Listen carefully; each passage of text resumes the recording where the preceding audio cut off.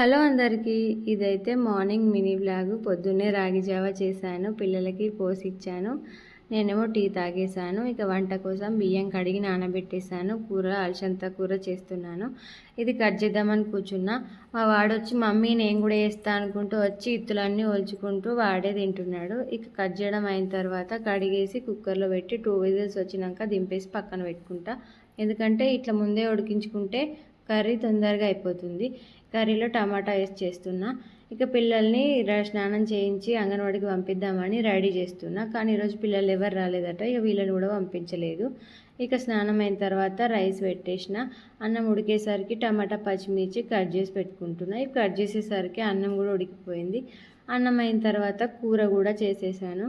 అలసంద టమాటా కర్రీ చాలా బాగుంటుంది. ఇక కర్రీ అయ్యేసరికి నేను వాషింగ్ మిషన్లో వేసిన బట్టలన్నీ అట్లనే ఉన్నాయి. అవన్నీ మడత పెడదామని కిందేసుకుని కూర్చున్నా. నేను కూర్చుంటే మమ్మీ నేను కూడా మడత పెడతాను నా బిడ్డ వచ్చింది. ఇక బట్టలన్నీ అటు ఇటు వేసుకుంటూ అట్లా ఆడారు కాసేపు. ఇవన్నీ బట్టలు మడత పెట్టేసరికి అమ్మాయి యాస్ట్ వచ్చేసింది. అన్నీ మడత పెట్టి ఎక్కడక్కడ సర్దిరేసాను.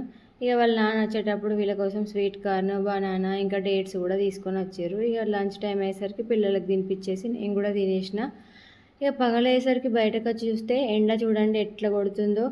ఇక మబ్బులు అన్నీ మాయమైపోయినాయి. మేఘాలు చూడండి 3D పెయింట్లో ఎంత బాగుందో. నచ్చితే ఒక లైక్ ఇవ్వచ్చుగా.